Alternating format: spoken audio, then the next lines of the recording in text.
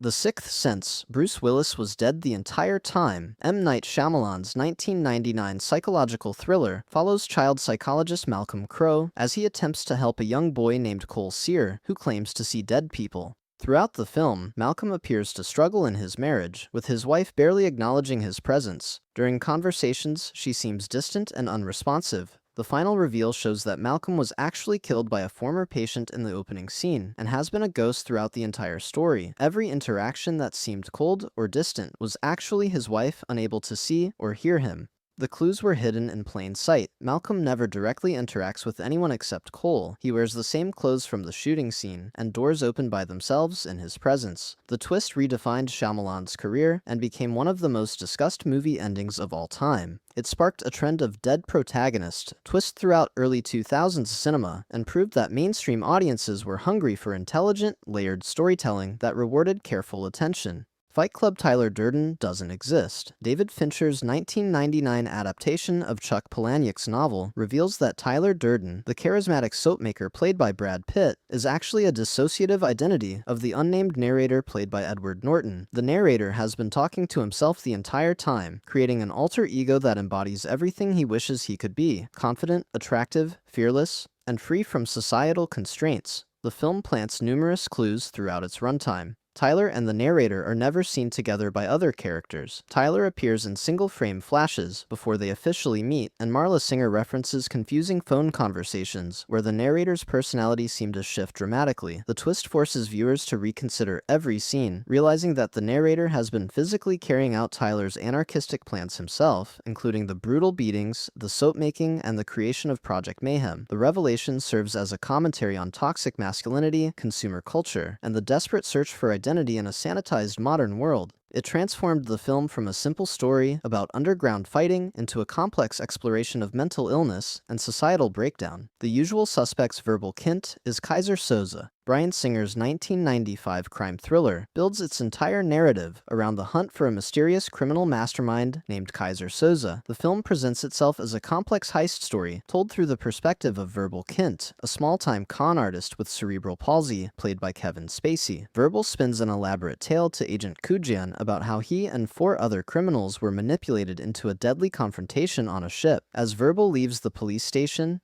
Agent Kujan suddenly realizes that details throughout the story were fabricated from objects visible in the office. The coffee cup is from Guatemala, matching a story character's origin. Names come from a bulletin board behind Kujan. The entire narrative was improvised on the spot. The film cuts between Verbal limping away from the station and Kujan's growing horror as he pieces together the deception. Verbal's limp straightens, his twisted hand flexes normally, and he disappears into a waiting car. The seemingly helpless, harmless storyteller was actually the devil himself, hiding in plain sight behind a fabricated disability and a web of lies. The twist became one of cinema's most celebrated examples of the unreliable narrator, proving that Kevin Spacey could deliver both vulnerability and menace in a single unforgettable performance.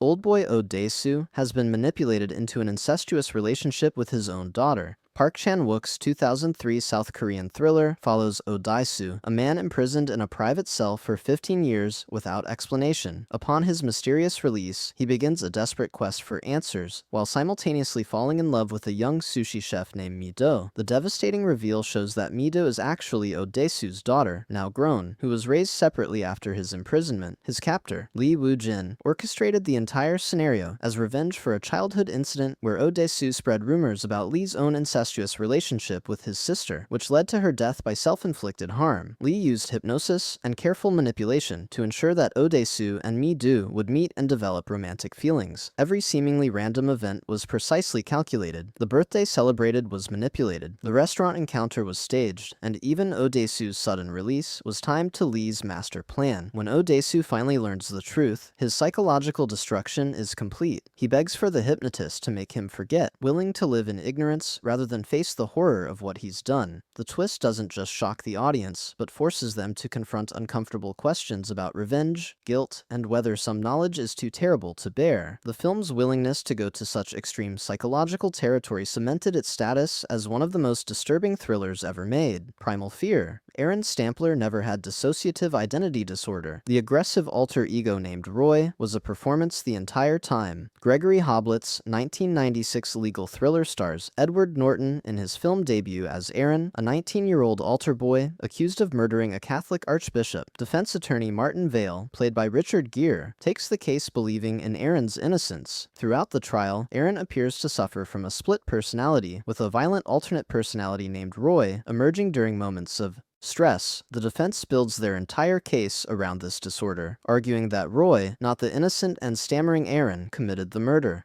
After winning an insanity verdict, Martin visits Aaron in his holding cell to celebrate. During their conversation, Aaron's demeanor suddenly shifts to the confident, calculating Roy personality. But this time, when Martin asks about Aaron, Roy smirks and asks, "There never was an Aaron." The reveal shows that the shy, stuttering altar boy was the fabrication, while the cold, manipulative killer was the real personality all along. Norton delivers the transition with chilling precision, his stammer vanishing, his posture changing, his eyes showing intelligence that had been carefully hidden. The character manipulated everyone, including his own defense attorney, the psychiatrists, the judge, and the jury. He studied dissociative identity disorder, practiced the symptoms, and executed a flawless performance that guaranteed his freedom despite being guilty of premeditated murder. Saw the corpse on the bathroom floor is Jigsaw himself, alive and listening the entire time. James Wan's 2004 horror film traps two men, Dr. Lawrence Gordon and Adam Faulkner, in a grimy bathroom, chained to pipes on opposite sides of the room. Between them lies what appears to be a dead body in a pool of blood, holding a gun and a tape recorder. Throughout their ordeal, both men assume this corpse is just another victim of the Jigsaw killer. They focus on the clues, the puzzles, and their desperate attempts to escape. The film's final minutes reveal that the body was never dead. After Dr. Gordon saws off his own foot and crawls away to get help, Adam remains chained, having failed his test. The corpse suddenly stands up, revealing itself to be John Kramer, the Jigsaw killer himself. He had been lying perfectly still on the floor for hours, observing everything. He tells Adam, "Game over," then walks out and seals the bathroom door, leaving Adam to die in darkness. The twist recontextualizes every moment of their imprisonment. Jigsaw wasn't watching from cameras in another location. He was right there, close enough to touch, listening to every word, watching every decision, enduring the smell and discomfort of lying in fake blood for hours. The reveal launched a franchise that would span 9 films and establish elaborate twist endings as the series' trademark. It proved that effective horror doesn't require a massive budget, just a clever concept and a shocking revelation that makes audiences immediately want to rewatch and spot what they missed. By the way, if you're enjoying this so far, I create videos like this all the time. I'd really appreciate if you subscribed. The others, Grace Stewart and her children, are the ghosts haunting their own house. Alejandro Amenabar's 2001 gothic horror film stars Nicole Kidman as Grace, a woman living in a dark manor in Jersey after World War II with her 2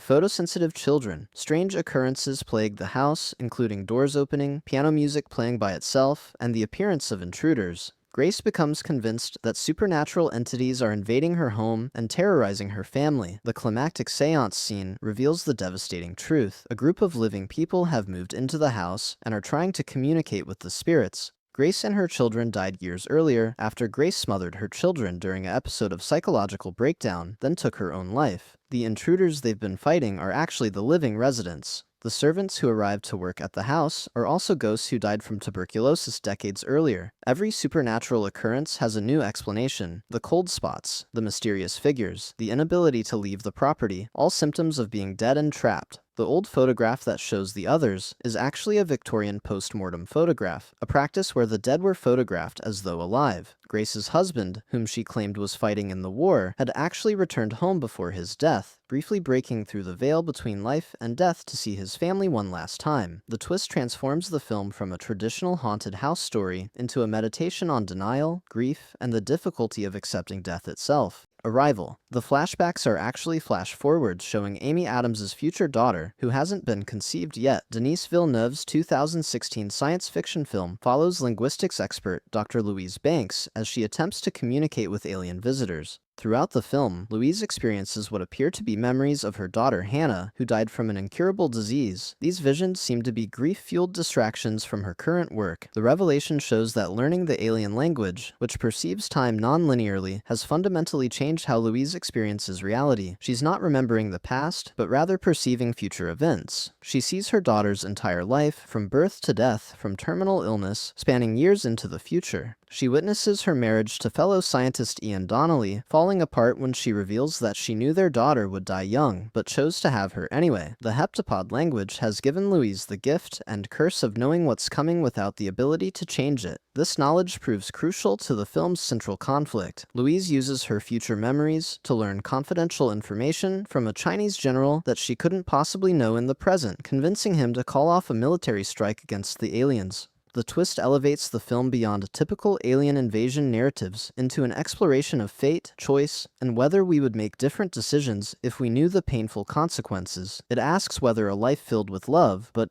ending in tragedy, is worth living, and Louise answers yes, choosing to embrace a future she knows will break her heart. Planet of the Apes. The alien planet is actually Earth thousands of years in the future. Franklin J. Schaffner's 1968 science fiction classic follows astronaut George Taylor, played by Charlton Heston, who crash lands on a planet where intelligent apes are the dominant species and humans are primitive animals. Taylor endures capture, experimentation, and trial as he attempts to prove human intelligence to a society that considers the idea blasphemous. After escaping with two sympathetic chimpanzee scientists, Taylor rides along a beach in the Forbidden Zone, an area the apes refuse to enter. He suddenly comes upon a massive structure jutting from the sand. The camera pulls back to reveal the torch and crown of the Statue of Liberty, half buried on the shoreline. Taylor falls to his knees, pounding the sand, screaming about how humanity destroyed itself with nuclear war. The twist transforms the entire narrative from a simple alien planet adventure into a powerful anti-war statement. Every aspect of ape society that seemed bizarre suddenly makes sense as a twisted mirror of human civilization. The religious suppression of scientific truth, the class hierarchy, the militarism, all reflect humanity's own failures. The film's production kept the twist remarkably secret, despite being based on Pierre Boulez's novel, which had a similar ending. The final image of Taylor cursing humanity beside the ruined monument became one of cinema's most iconic moments, symbolizing the self-destructive nature of nuclear armament during the height of the Cold War. Psycho Norman Bates is his mother, and she's been dead for years.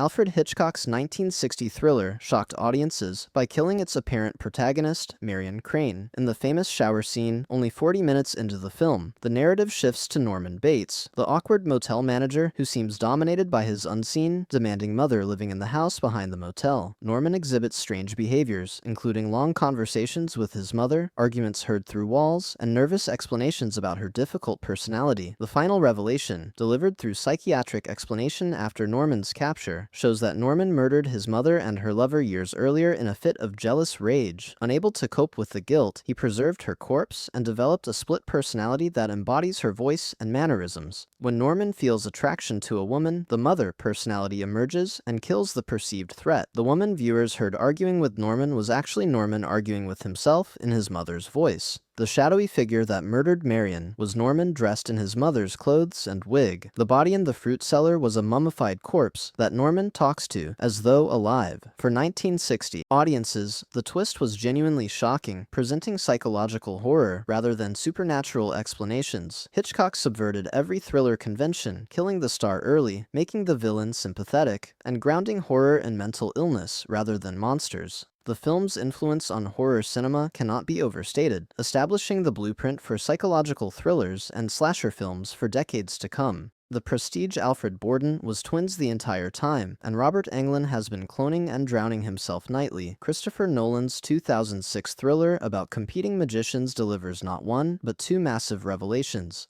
Christian Bale's character, Alfred Borden, performs an impossible teleportation trick called the Transported Man. The secret is that Alfred and his brother Fallon, who appears to be Alfred's disguised assistant, are identical twins living as one person. They share everything, including alternating days of freedom and confinement, and even share a wife, though only one of them truly loves her. This explains the seemingly inconsistent behavior Sarah notices, including her husband sometimes not recognizing their special knot. Meanwhile, Hugh Jackman's character Robert Englund becomes so obsessed with discovering Borden's secret that he travels to Colorado to meet Nikola Tesla. Tesla builds him an actual cloning machine powered by electricity. Robert uses this device to perform his own version of the trick, but the horror is that each performance creates a duplicate. One version falls through a trapdoor into a water tank and drowns while the other takes the applause. Robert has been murdering copies of himself night after night, never knowing if he'll be the version that survives or the one that drowns. The film presents dozens of tanks containing drowned Robert Englunds hidden beneath the theater. Both magicians sacrifice everything for their art. Borden gives up his individual identity, shares his wife, and eventually watches his brother hang for a murder he committed. Englund loses his finger, his wife to self-inflicted death, and his humanity as he becomes a serial self-murderer. The twist asks what price is too high for greatness and explores the destructive nature of obsession. Shutter Island. Teddy Daniels is actually Andrew Laeddis, a patient at the mental institution he's supposedly investigating. Martin Scorsese's 2010 psychological thriller follows U.S. Marshal Teddy Daniels as he arrives at Ashcliff Hospital for the criminally insane to investigate a missing patient. Throughout the film, Teddy experiences migraines, hallucinations of his dead wife, and increasingly bizarre encounters. He uncovers what he believes is a conspiracy to perform experimental brain surgery on patients. The climactic reveal shows that Teddy is actually Andrew Laeddis, a patient who murdered his wife after she drowned their 3 children in a lake during a psychotic episode. The entire investigation has been an elaborate roleplay therapy designed by Dr. Colley to help Andrew accept reality.